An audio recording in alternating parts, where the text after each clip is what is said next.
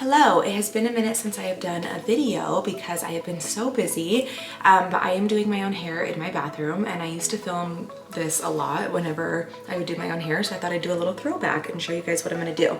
So I have all my tape-ins out. I just have 2 rows of wefts in right now, so I'm going to take those out, and then I'm just gonna be toning my hair and then putting my extensions back in, so follow along.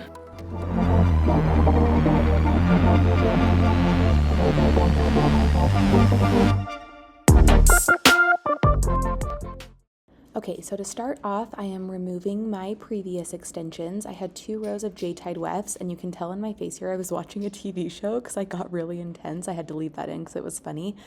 I don't remember what I was watching, but it was clearly good. But I'm removing my old wefts I had in J-Tides and tape-ins, and then now I am mixing up my root shadow.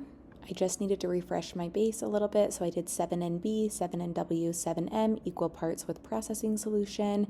And then what I did after I mixed up is I spritzed my hair with this leave-in spray. It's a heat protector / leave-in. I would recommend, if you're doing a root shadow, either doing this or a deep conditioner or a treatment of some sort, or even just getting your hair wet and then putting it on works too, just because it's going to create a little bit of a barrier so that you don't drip any color down.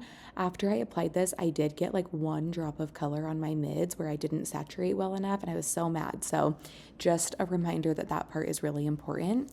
So now I'm just going through and applying this.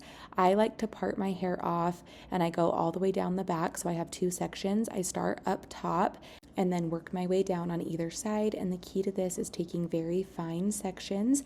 And another reason I like to lift up like this is because then I have a clear idea of how far the product's going down, because I can visually see it up top, and then I can kind of mimic that as I work my way down. Also, just a reminder that I am a licensed hairstylist, and this is me doing my own hair because I have no time to get it done with how busy I am. I don't condone people doing this at home who aren't licensed or don't know what they're doing.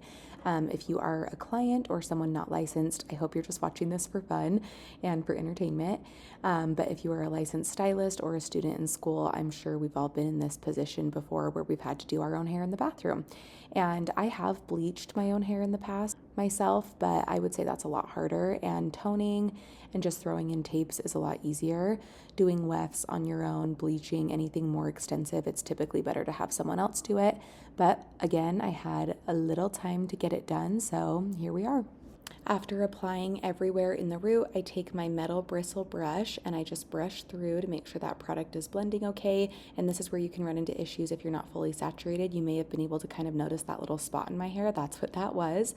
When I do this in the salon on clients, I make sure that the hair is fully wet, and then I have a big treatment or barrier on there, and then that never happens. But it happened to me, of course, but at least it's me. Also, you can see that my front pieces are out, so I just gently shadowed the back of them, but I still wanted somewhat of a money piece and brighter sections around my face, so I left those out so that they wouldn't get too dark.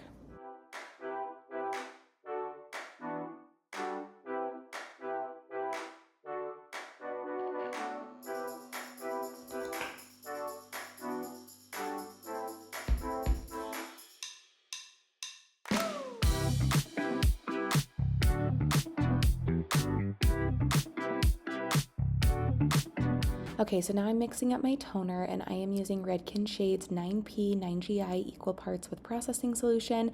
And in this one, I mixed it up with a bowl and a brush, but as you can see here, I'm getting all of my mids to ends wet. My root is still on because I want to work them in all together, but I really did want this to be wet just so that it glided on well. I also didn't have an applicator bottle, so I had to kind of dump it on like you saw me do with the bowl, and doing this is a lot easier on wet hair.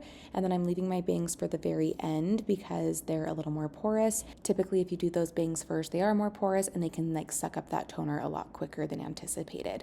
So here I am just glamorously dunking my head and applying the toner.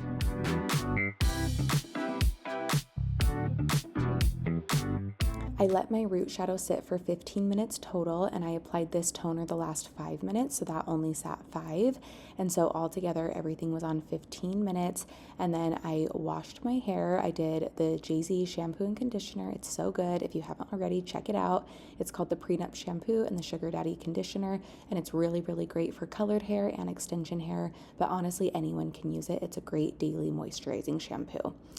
Next, I am blow drying my hair with my cute new Dyson. I got the electric blue and blush pink one, and it's so freaking cute. And I am using this brush attachment to blow dry. I absolutely love this, especially when I don't have extensions in. And now I am getting ready to apply the tape-ins. So this is the color of the Natalie, this is the color of the Stu, and this is the color of the Freddie. All three of these together make a beautiful, dimensional, but still bright blonde, and I absolutely love them together.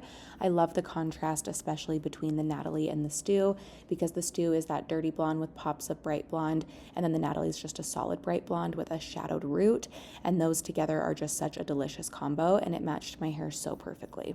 I would say that tape-ins are definitely the easiest method to apply on your own outside of clip-ins or a halo, and it's because it's just pretty user-friendly. It's just taking small sections, putting a tape on the bottom, sandwiching your natural hair in between, and then putting a tape in on top. I always use double-sided tape so that it sticks to both the extension hair and my own hair. You can use single-sided tapes if you're wanting a little bit less weight, and in that case you would just do one of the tape-ins instead of sandwiching them together. But I do like to sandwich them together because then I can get different pops of dimension within one sandwich. So on some of these I was doing Stu on bottom, Natalie on top. On others I was doing Freddie on bottom, then Natalie on top, or vice versa with Natalie on bottom, Stu on top, just depending on where I wanted pops of brighter pieces and also where it matched my hair the best. I tend to do the darker colors on top, obviously underneath and towards the top, and then around my face I do the brighter colors on top so that it matches that mani piece. And I feel like this is just a really great way to get a very customized color.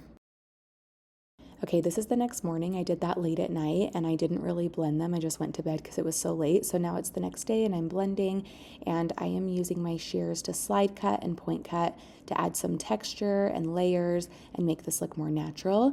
When it comes to blending extensions, it's best to avoid a razor because that can blow open the cuticle and fray the hair a little more than you're wanting. And this is just a more gentle way to get a similar result. So slide cutting and point cutting are my favorite ways to blend extensions in with the natural hair.